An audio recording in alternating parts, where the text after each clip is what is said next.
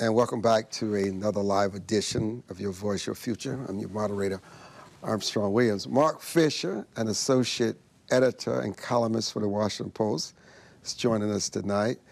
We welcome Bruce Fein back. Did it bother you as a journalist and an editor seeing journalists cheer the decision of Donald Trump being convicted? Well, I was lucky not to see anything like that. That would have disturbed me considerably. It's never a good look for journalists to show an allegiance to a party, an ideology, just as many journalists don't register with a political party. Some journalists won't even vote, which I think is a little extreme, but it just gives you an idea of the lengths that most journalists go to avoid any appearance of conflict, any appearance of bias. So when you do see something like that, it would be very disappointing. You know, it's fascinating us having you on tonight, given your many, many decades with the Washington Post, and obviously they're all over the press with a new publisher and a new editor, and your editor was ousted abruptly. There are all kinds of things that's in the press about the political paper of America. And I'm not going to say in disarray, but what can you tell us about the environment there with the new people at the helm? Well, it's a disrupted time. It's a time of possibilities, and it's a time of change. All journalism organizations are going through some version of this. Many of them have made enormous cuts that have really hurt their ability to provide news to people. Most newspapers in America are in severe financial trouble. And we have this new publisher, as you mentioned, who came aboard and said, look, I'm going to be totally straight with you, and I'm going to tell you that we've lost more than $70 million last year. And we've lost 500,000 subscribers since the peak under the Trump administration. So the question is, where did those people go and why? What are they doing instead of reading the news? And is there a way to bring them back? Because I think we can all agree across any ideological spectrum that an informed electorate is the absolute foundation of any democracy. So we need that as a society. And so we're trying different ways to attract younger readers, different ways to bring back older subscribers. The problem, of course, is that we've spent a quarter of a century now instructing people that news is free on the internet. You just call it up and there it is.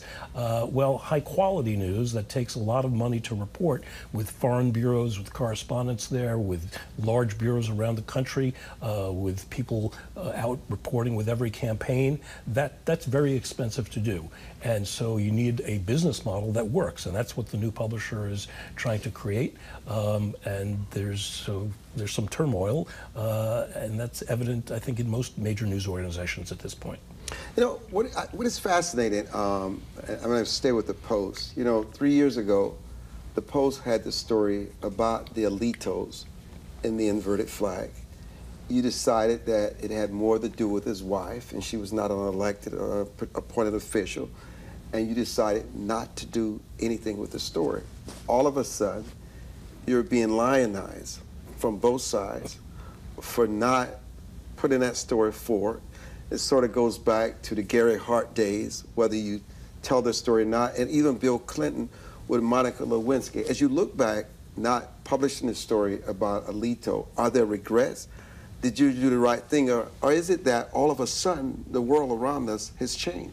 Well, you're right. The world around us has changed. Certainly it changed back when the Monica Lewinsky scandal happened. But in Bill Clinton's case, in Gary Hart's case, those stories were about the candidate and his behavior. They were the president and his behavior. This story, at least the way it looked several years ago when we first learned about it, was about Mrs. Alito, who's not, as you said, not elected, not appointed. It didn't seem to have any connection to any policy matter that was before the court. And so the tradition in journalism was, and we held to this at the Post over the years, that family members are off limits, that unless they are part of some larger scandal involving the elected official, they are allowed to live their own lives without having to worry about the press breathing down their necks.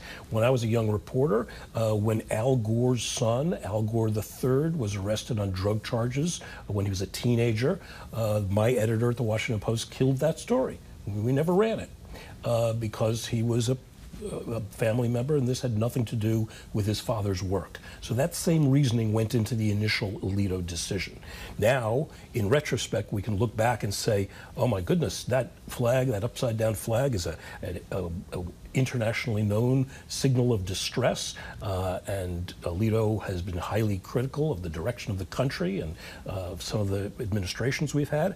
So at this point, it looks like we were suppressing a story. At the time, we were protecting a family member's privacy. So things change, the atmosphere changes. These days, given the openness of the internet, the fact that anybody can put this information out there, these days we might have made a different decision. Certainly now, with the other stories surrounding Justice Alito and questions about whether he ought to be recusing himself from the January 6th cases, those kinds of questions swirling around him, the flag takes on a different meaning, a different import. And correct me if I'm wrong, wasn't the inverted flag around since George Washington? Yes, it was. Isn't there a huge historical significance to the flag? Well, the problem was that it became associated with MAGA, Make America Great Again, and Mr. Trump. Well, and people take the Bob and corrupt it and make it something else. It doesn't change. But it changes the perception of whether there's bias. Take, for example, Brown against the board. Could you imagine a Supreme Court justice flying the Confederate flag of the Confederacy at the time of Brown against the board? You could say, well, listen, it was just a Confederate flag. You know, they had a Civil War a long time ago. What does it mean? Well, somebody looking at desegregation and 100 years of Jim Crow said, it looks like, hey, you're favoring white supremacy.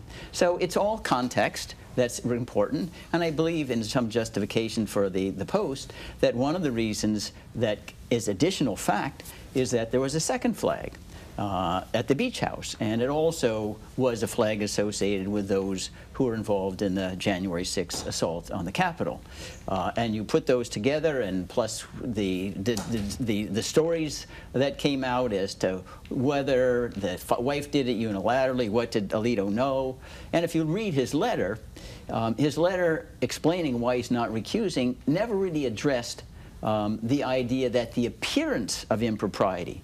No one's, like he pointed out that the home was owned by his wife, so he couldn't evict her. We understand that, but an ordinary person, you or me or Mark, we don't know who owns the home. That's their private business. So how could somebody think, well, he can't evict her, so it really, he's helpless to try to get the flag to come down? We still don't even know, Armstrong, if these were all innocuous, why aren't they still flying? Somebody must have thought that there was something improper, otherwise they'd still fly right now. And Justice Alito said in his letter that he did think it was wrong to have that flag up there, and he asked his wife to take it down, and at first she declined to do so. The letter was so odd, though, because he talked about his wife as if he had no influence on her.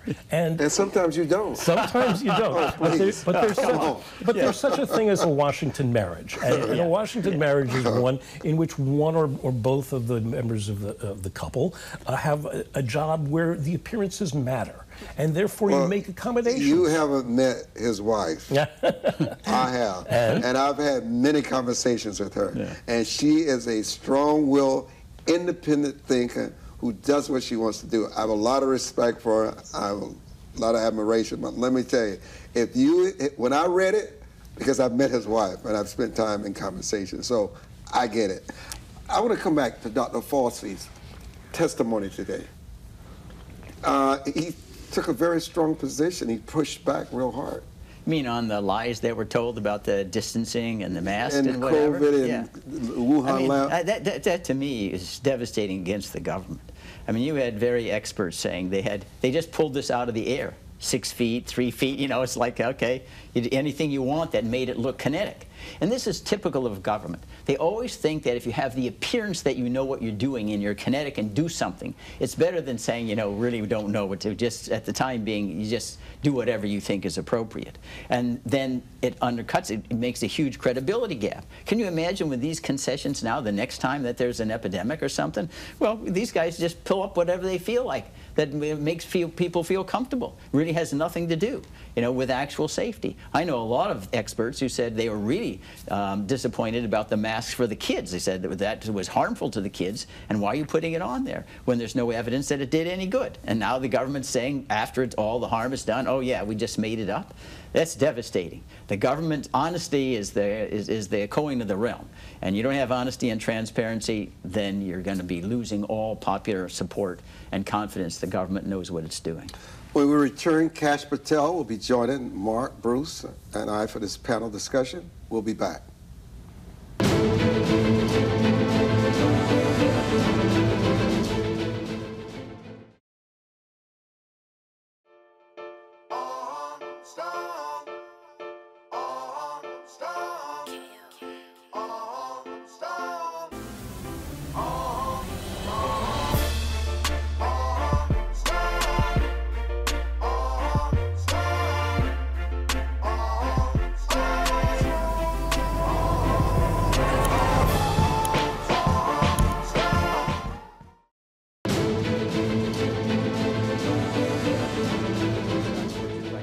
No. Yeah. And welcome back to the broadcast. I actually think there's a delay here. It is. Kash Patel, thank you so much for joining us tonight. So, Kash, do you think in the conviction of former President Donald Trump that the Judge Merkin overstepped his boundaries? Well, it's great to be with you. And look, as a former federal prosecutor and public defender who tried about 60 of those cases to verdict, I'd been before a lot of judges who had a lot of bias for the prosecution. But I've never seen a judge act like Judge Marchand did. And I was there all day with the president on the consequential witness day of Michael Cohen and Bob Costello. I've never seen a judge throw out an entire courtroom of people because Bob Costello, a witness for the defense, actually provided exonerating information. I've also just never seen a judge protect a prosecutorial witness like Judge Marchand did. At some point, the prosecutor just stopped objecting, and the judge unilaterally was sustaining objections that weren't even made. I mean, these are just a couple of examples of how much he had his foot or thumb on the scale there, and it was just really shocking to me as an officer of the court to see that kind of behavior from someone wearing a robe. You know, Hunter Biden's trial starts tomorrow. The president has scheduled 2 foreign trips. Our star-studded fundraiser with George Clooney, Julia Roberts, and former President Barack Obama. We know his love for his child, and no matter how much they try to pretend that he's busy and that he's not paying this attention, we both know that he will be consumed by it. How important is this gun-related charge against the president's son? Well, to me, it's important to get back a piece of our constitutional due process. You know, last week I was reminding everybody I was on TV with that, are you going to be singing the same tune, you, the ACLU, and the defense attorneys and public defenders of the world, next week when Hunter Biden's jury is sworn in? Are you going to say he's entitled to the same constitutional protections as everybody else that were largely deprived to Donald Trump? And for me, what's most offensive, too, is the week leading into Hunter Biden's trial, the prosecutor-in-chief, Merrick Garland, who runs DOJ for Hunter Biden's father, were all at a White House party with Hunter Biden the week before his prosecution is supposed to start. What kind of display of justice is that from what's supposed to be the #1 justice system in the world when your boss and your father and the guy prosecuting you have the guy they've indicted to be a convicted felon, all having drinks at a party funded by the United States taxpayer dollars? I think we've completely lost respect for our judicial process, and this charge, this gun charge, as you say, I think has a way of getting a piece of it back if America can see into the courtroom. Marc, what about the optics of that as a journalist?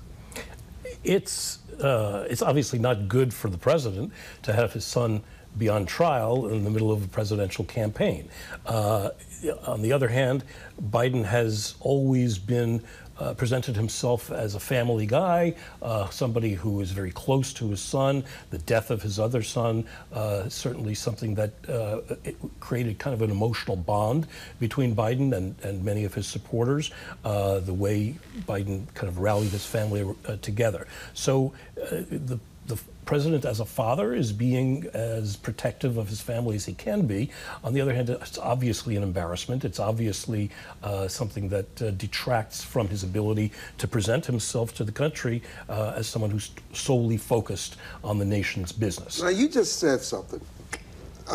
You made the point for me. There is no way the president, it's just me saying this, is not going to have some kind of hand, if he can, in the outcome of his trial. Whether it's through his, you just said it. He is a father. Listen, he is very protective. Whether he can help it or not, I don't think he can help it. Well, I don't think a father, he can separate himself from having some kind of influence or impact. He may not have it. He may have a conversation. I'm not going to say they're going to listen to him, but as a father, I don't see how he can separate himself from it. Well, emotionally, certainly he will do everything in his power to persuade the public that this is something that he thinks is an unjust situation. What about the people that work for him? He is, as a lawyer for all these years, who ran the Judiciary Committee, who has a very strict sense of propriety, I find it extraordinarily far-fetched to think that he's going to push around a Justice Department that he put in the hands of a sort of colorless judge who, is not exactly a dynamic figure, but who is totally straight-laced. And so I think we've seen again and again that this is not a president who interferes with his Justice Department, unlike some of his predecessors. Bruce? Yeah. If he did that, it'd leak out. Yeah. I'd be the first one to say he needs to be impeached and removed immediately. Of course. He is not. This isn't even close. That would be such an outrage. It's like, and we do know this happened during the Nixon administration, as you remember. They called over and they got an antitrust case, ITT. Remember Jack, what's this, the merry-go-round, Jack, the Mormon guy, I forget his last name now. Anyway, and it was a huge, huge scandal. You can't have the President of the United States. That's obstruction of justice out and out, without any shadow of a doubt. Jack Anderson, that is exactly right. But the thing is here, you've got to remember that you're president. You got to remember that you cannot do these things. Biden, in terms of his cognitive skills, I mean, to say it, he's in and out. Sometimes he doesn't understand. He has to be reminded, okay? Unless you, if you read his deposition and the classified documents, and he said, am I president or vice president? My son, unless that was an act. Clearly, in that moment, he forgot who and what he was and the time period it was. Yeah, but I don't think he's going to pick up a gun and say, I don't know who I am, and commit murder. This is such a flagrant, impeachable offense. It's inconceivable to me that he would even try it. Kash, he's in Washington. So, Kash, do you think this Hunter Biden will be convicted? I do, based on the evidence that I've seen. It's a paper case, essentially, in the fact that it requires a form which shows Hunter Biden lied. So you have that form being presented to the jury. Now, the defense will argue that Hunter Biden was so under the influence that he didn't have the intent, but under the elements of the crime charge, the form justifies the intent establishment for the prerequisite charge. So the jury would have to say, they'd look at the form and somehow say, we don't care, we're just going to acquit him anyway. It's a very difficult burden to overcome if you are the defense, to say, I didn't have the intent to do it. But would the president, given his emotional tie to his son, go as far, if he were convicted, pardon him? I mean, look, based on the emotional support he's shown, and we've all agreed here that that's his right to do so, and he should do that as a father. You just don't know which way President Biden's going to go if his son's convicted, and whether it's a commutation of pardon or he's going to leave it alone. But the past indications of how he's treated this case, one of those being I highlighted that a premier of a foreign country was here, and the top cop and the son and the father all had a party at the White House, is not good for our judicial system's integrity.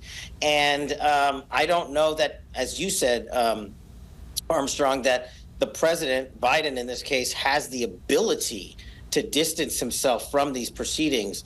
It could be the act that leaves the president to say, I'm going to pardon my son and I'm going to hand this thing off to Kamala Harris. I've said that for some time, that's a likely possibility if he's convicted. So do you believe, Mark, the polls, that even after Donald Trump is now a convicted felon, that he still leads Biden in the polls?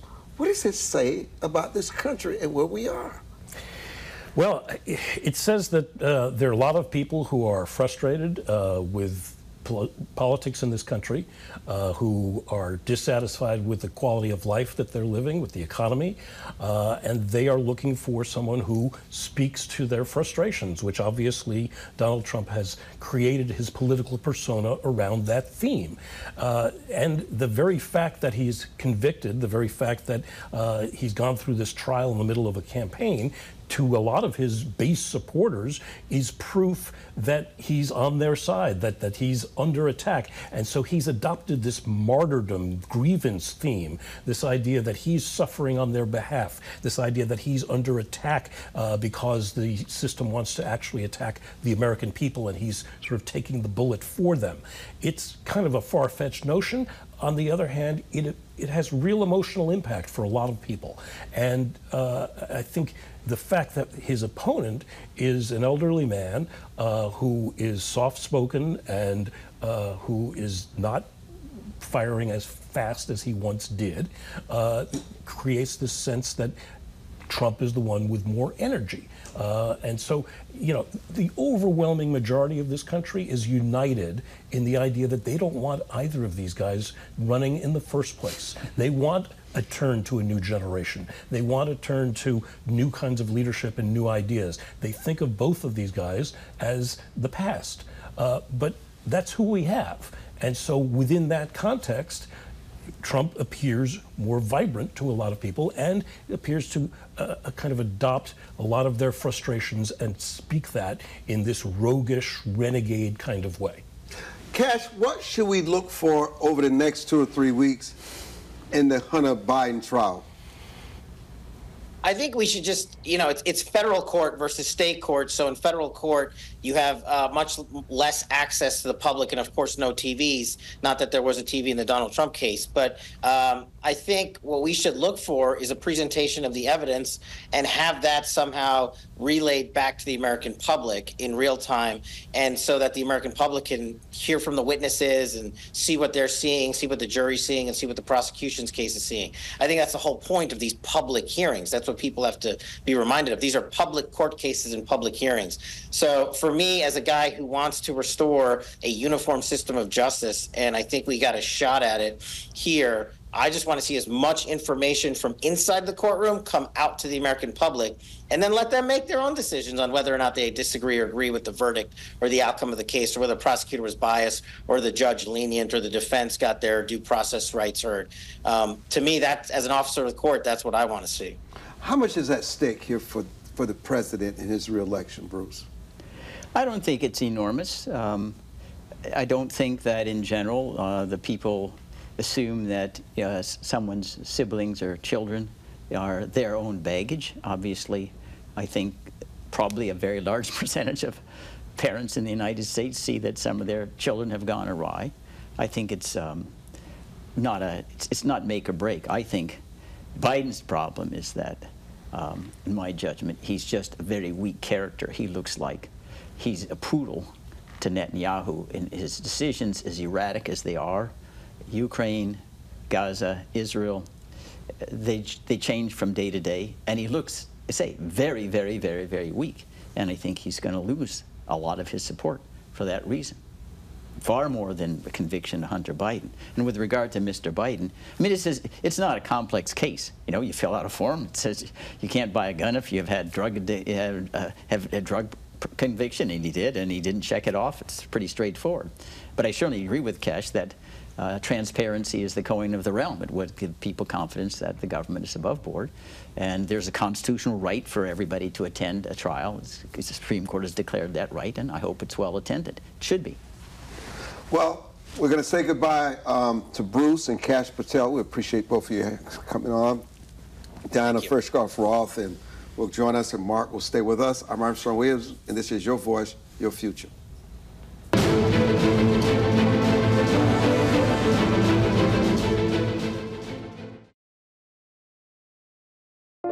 It is easier to build up strong children than to try and repair broken men. The streets are plagued with crime, violence. There's a lot of poverty, and it's all a result of lack of education that's happening in our schools. So it really is a crisis. We come from very different political perspectives, but we've come to the same conclusion, and that is there is a crisis in the classroom. Children are being deprived of quality of life because they're being deprived of a good education. We must solve this problem. It's incumbent upon all of us to join hands together to get this done. We can't afford to wait one more day before we address these issues, because every day we lose another child. Let's stop the politicking. Let's stop the games. Let's really do something to give these kids a real chance at life and being a part of that American dream. We need accountability for funding. Many of the districts where you're seeing very low test scores, students graduating with very low literacy and math comprehension rates, they are receiving a lot of funding. So where is the money going where our kids aren't being adequately educated? If you believe every child is deserving of a quality education, please go to educationjusticefoundation.com.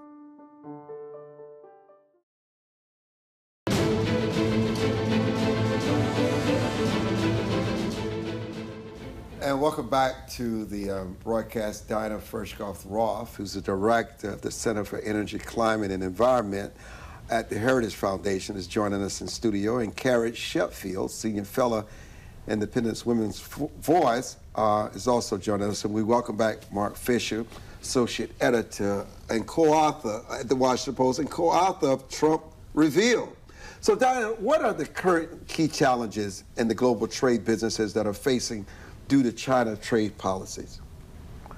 Well, we are really putting ourselves in the mercy of China when it comes to the mandates for electric vehicles and renewables, Armstrong, and that's really very troubling because the Biden administration wants 70% of new cars sold to be electric by 2032. Who's producing those batteries?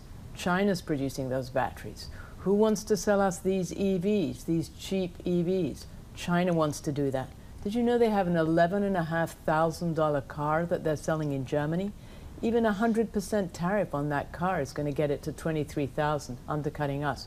We need to be banning those Chinese EVs. We don't want them around our streets sending back telematics all the way to the Chinese Communist Party, which owns part of BYD. We don't want them to have information when we get auto loans on our credit cards, our home mortgage, our social security numbers, going right back to the Chinese Communist Party. This is a major problem for us, this Chinese dominance. And do you know what China was doing last week? Naval exercises with Nigeria off the coast of Africa. Is that concerning? Well, certainly China's ambitions in much of the world are concerning. This is something that we see on every continent through their infrastructure programs in Africa, their similar efforts in South America. They really have these enormously expansive plans to spread influence.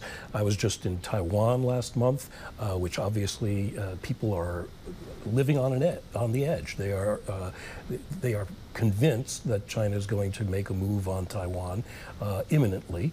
And it reminded me of when I was in Arab countries during the Arab Spring, and a lot of people who had some money already had what they called their Plan B, where they were going to move to Europe or to the United States or Canada. And I heard exactly the same mentality, same sentiment from people in Taiwan who are ready to go. Their bags are packed.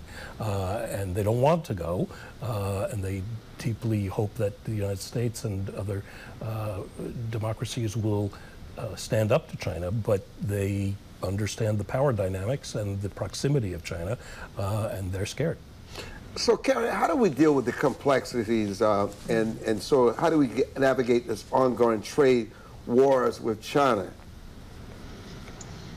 It's a very complex question indeed. I do think one of the first principles that we are severely lacking with the current administration is strength. That was the Ronald Reagan principle of peace through strength. I think the the aggression of what's happening in Taiwan, that's sort of happening at the backdrop of all the economic issues. There's also the Belt and Road Initiative that is happening in Africa and South America and other parts of the developing world, where China is spreading its tentacles even further. And this is where the West has to step up. And, it's interesting. I was talking to someone who invests in Africa. He's an American, and he said what's interesting is that the African natives, they actually trust Westerners more in terms of realizing that in general they will be more forthright in their business practices. So there's a lot of and yes, it's against the backdrop of colonization in the far past of our history, but more recently there's a lot more trust that the West needs to lean on to prevent the spread of the CCP control globally. And then in addition to the wonderful ideas that Diana talked about here in the U.S. when it comes to supply chain, EVs and things like that. So there are many issues that we have to be looking at. Diana, I once heard someone say this about China: don't overly estimate China, but at the same time, don't underestimate them. Because sometimes we do a little of both to the extreme. Well, we can just look at the data. Being an economist, I just look at the data. I don't have any feelings about it. And you can see that about 80% of the world's batteries are made in China. About 70% of renewables, 70% of the wind turbines, 70% of the solar panels. And China has a hold on these critical minerals. It's been vacuuming up and buying minerals, mines all over the world. Africa, Latin America, and in China it has child workers going down and getting that lithium. In the Democratic Republic of Congo, they also have child workers. China subsidizes energy, labor, and capital. So it's not a fair playing field. Trade with China is not fair. Trade with China is not free. We're at an immense disadvantage. And with Congress allocating these billions of dollars for energy projects, it's not right that China comes in and undercuts our companies when we're spending billions of dollars for these EV factories and these battery factories.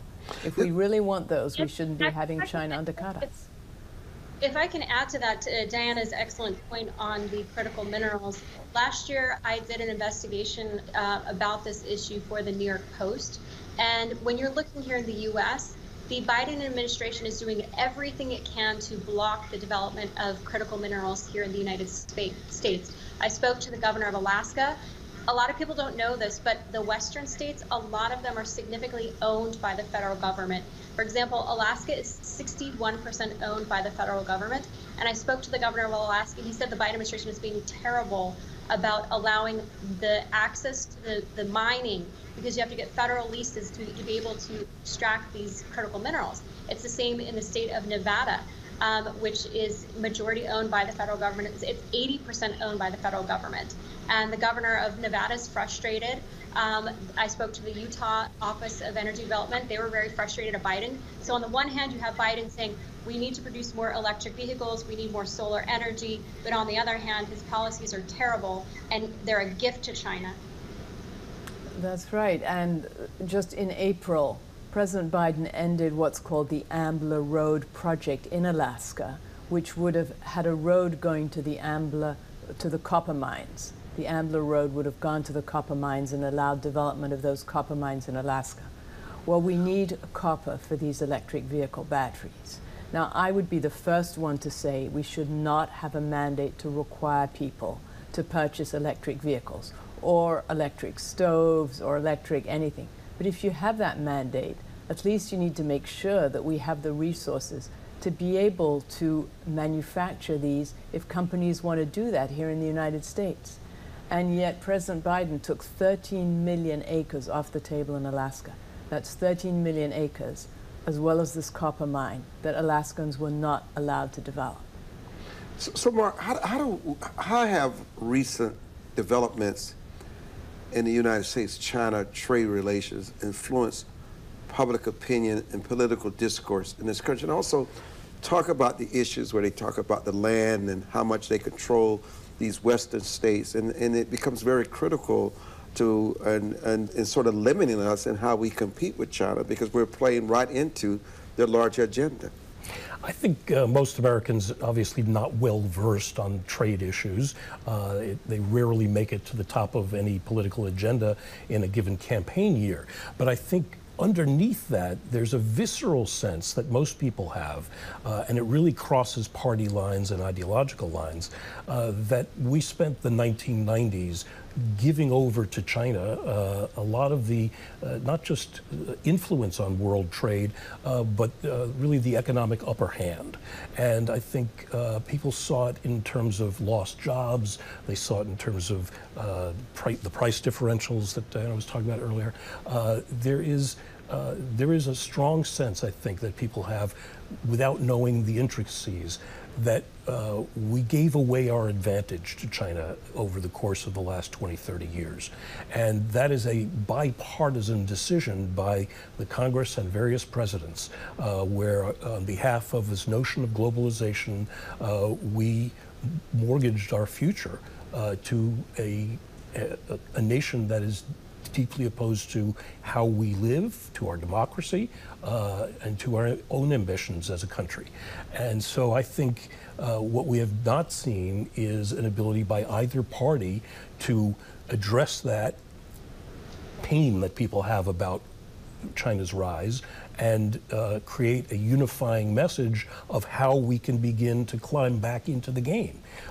Instead, we get a lot of name calling, a lot of blame, when in fact it's pretty clear that this was a bipartisan move to change our economy in very elemental ways, in ways that we now may look back on with regret. So Donna, what is the blueprint for climbing back into the game when you think about this potential long-term impact of the trade war on the global economy?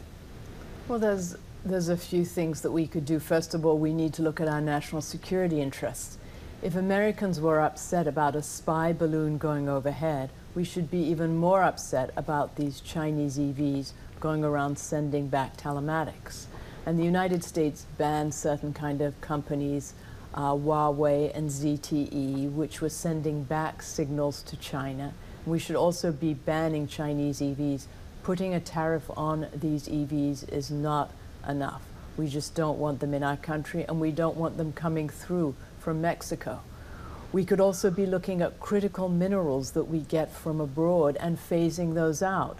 So saying that we are going to reduce the amount of critical minerals that we import by 10% a year over a 10-year period, or by 1/20th over a 20-year period, so that we gradually decouple from China. And we can also be looking at other sources of batteries, say from South Korea, which is a friend to the United States, and which doesn't have the government embedded in its company the way the Chinese Communist Party is embedded in every single company in China. This is Your Voice, Your Future. I'm Armstrong Williams, and we'll be back.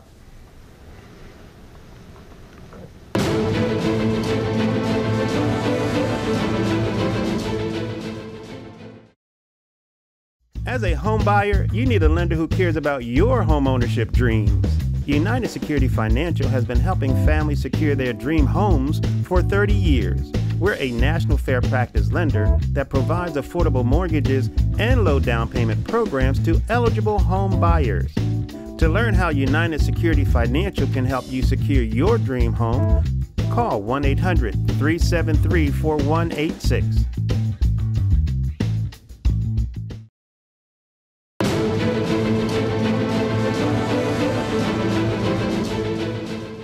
You know, I'm really happy to have Carrie and Donna joining us tonight, and Marc Fisher, associate editor at the Washington Post. You know, I'm going to get off trade for a minute. You know, it's very interesting, the recent elections in South Africa and how the current president, Cecil Ramaphosa, has decided to build an allegiance with the Afrikaners instead of with Zuma. This is a major blow to the ANC, Marc. It's a turn in history. I mean, it's something that I think a lot of South Africans are sort of shocked by. They lived for decades with an assumption that the ANC, having led them to liberation, led them out of the apartheid era, was sort of the permanent fixture, the permanent ruling force in the country. But again, this is a country that, like so many around the world right now, going through political upheaval because of the widespread dissatisfaction and frustration with the economic structures, with the inequalities in society, and with corruption in government. And so there is a disenchantment, and people are looking for alternatives. And they're going in very different directions in different countries. We've certainly seen in Europe moves toward the right and then reactions to that. And so I think the world right now is in a place of great turmoil, which happens anytime we have a technological revolution in history. Every time there's been, happened after the invention of the printing press. It certainly happened when radio and television came along and changed the nature of electoral politics in much of the world. And so it's only natural to expect that in the internet era, we're going to have these basic questions being asked about political structures and the direction that we're moving in, and especially in places that have long-term economic pains like South Africa. Well, it's especially interesting what happened last week. For the first time, the ANC won less than 50% of the vote, and they're going to have to get together with Zuma's party, even though he is not allowed to stand. He was convicted, and the Supreme Court says that he's not allowed to be there, but his party is, and they're only going to be able to get over 50% if they get together with Zuma's party.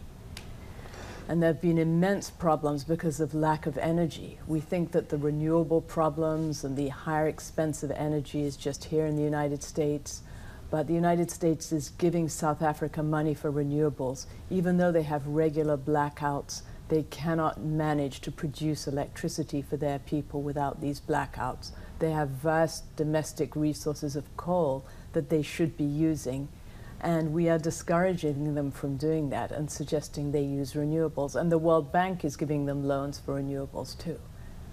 You know, Carrie, how do current U.S. trade policies impact its trade deficit with major trading partners like China and the European Union?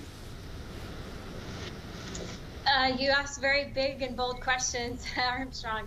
I mean, certainly, you know, I think conceptually kind of a big thinking was that the U.S. was transitioning more to an information-based economy, and the rest of the world was more of the manufacturing in the third world in places like China. And certainly more recently, you've seen a push to return to, we want to make things here in the U.S. I think COVID certainly showed and exposed how vulnerable we were to the supply chain on issues like medical supplies, everything from face masks to you know, just the pharmaceutical developments and things like that. So I think that that's undergirded a lot of the trade policies that we saw under the Trump administration to say, you know, you can't take advantage of us anymore. And that's the thing. What's interesting was that, you know, I'm a big proponent of free trade. I do believe that free trade, it's what JFK said, a rising tide lifts all boats. But at the same time, I do agree with what Donald Trump said was that a lot of our trade deals were not free. Or, I'm sorry, they were not fair. They were not fair trade. And so we were being taken advantage of. And so he wanted to renegotiate a lot of these deals. And that's sort of undergirded the policy that he was looking to promote when it came to the trade deals. And I think that, you know, the results are he only had 4 years, and then you had Biden come in. He's kept some of them in place, including some of the China tariffs. So it will remain to see if Trump can be successful going forward if he wins the White House. You know, something very extraordinary has happened in Mexico. First female and Jewish president, and liberal. How will that impact these global issues that we discussed today? Because Mexico is a major trading partner for us. It really is, yes, yes. Well, the new president will follow in the footsteps of AMLO. It's the same party, and so I don't know how much change there's going to be, but the question is, can she deal with the gangs? Can she deal with the violence? Can she restore order? Because tourism in Mexico is going down because of fears of violence, and this is very important for her to be able to restore law and order. You know, the North American trading platform is one of the most efficient in the world, especially in the energy area. We take in heavy crude from Mexico, from Canada. We refine it in our refineries. We send it back in the form of heating oil and gasoline. And this is a great, great trading platform. And now that the UK is going to have elections later this year, July 4th actually. That's risky, by the way. We want to see if they can be part of this USMCA too. They want to have more trade with the United States. And one way to do that is to incorporate them as a fourth country in the USMCA. Now, off topic again, why is it that the mainstream media, and correct me, ignores Robert F. Kennedy in this presidential race? He has 16% of the vote. He could have a huge impact. There's no outrage that both political parties have a pact to keep him out of the presidential debates. Why? I think I need to challenge your premise. I think there's been quite a bit of coverage of him. We've had stories several times a week about out on the campaign trail, about his disconnect between Kennedy and his own vice presidential candidate, about which side, Democrats or Republicans, he's most likely to draw votes from, and about why he is connecting with people in the way that he is, as well as the great misgivings that a lot of people have about him because of some of his more extreme and unusual views. So I think he's getting more than 10 or 15% of the coverage. He's obviously not getting as much coverage as Trump or Biden, and I think that's appropriate. You know, I think most news organizations take their cue from polls, from their sense of what people are interested in, and the polls so far are showing that somewhere in the 10-15% range of Americans are interested in Kennedy's candidacy, and probably don't know much about it. So it's our job to give them more information so they can make an educated decision about it. But I don't think there's any shortage of coverage there. I think what there is a real puzzlement in the polling and punditry class about whether he's drawing more from one major party candidate or the other. And I think there are good arguments to be made about both of those. And it's very clear to me that both the Democrats and the Republicans are confused about this. And they don't know how to handle Trump, how to handle Kennedy either. I think that's why you're seeing both Biden and Trump kind of distancing themselves hands off. They're not attacking him, and they're not including him. They want to kind of see how it plays out. But this is very much, this feels like a 1968 kind of election where there is a third-party candidate who has some real support. Third-party candidate support tends to fall off a cliff as we get closer to Election Day, as people start to think about, am I wasting my vote, and should I return to one of the major parties? But at least for now, it's looking like this could be a factor that actually decides which way this election goes. You know, Donna, how do tariffs imposed by the U.S. on imports affect domestic industry and consumer prices? Well, it's a very complicated question because you say you have tariffs on lumber from Canada, on steel. That raises the price of construction. That makes it more difficult for Americans to afford homes. Tariffs on textiles, on toys, raises the prices. But on the other hand, You don't want to be hurting Americans who have jobs here. You don't want unfair dumping of products that are below price, such as these products from China. You also don't want mandates from the US government forcing Americans to buy certain products that are made in China. That, to me, seems the most harmful. I mean, I'm pro-choice. I think you should be able to buy an electric vehicle, a gasoline-powered vehicle, an electric stove, a natural gas stove, an electric water heater, a natural gas water heater. But the current administration, they just want electric, electric, electric, because they think that reduces global emissions. Well, I mean, this electricity has to be powered from somewhere, and here in the United States, it's powered from fossil fuels. You might as well have the natural gas come right into your stove so you can at least make a good omelet without having to worry about that range. But I think that's causing a lot more problems because a lot of these electric components, as we were saying before, are made in China, and that gives China an unfair advantage without even talking about any of the tariffs. You know, I've got to ask, because you wrote your book, Trump Reveal. What is it that you learned about the former president? Well, we wrote the book in 2016, and it was based on more than 50 hours of interviews with Donald Trump. So we spent a lot of time with him. And we also talked to everybody from his elementary school classmates to his high school coaches and so on, all the way through his life.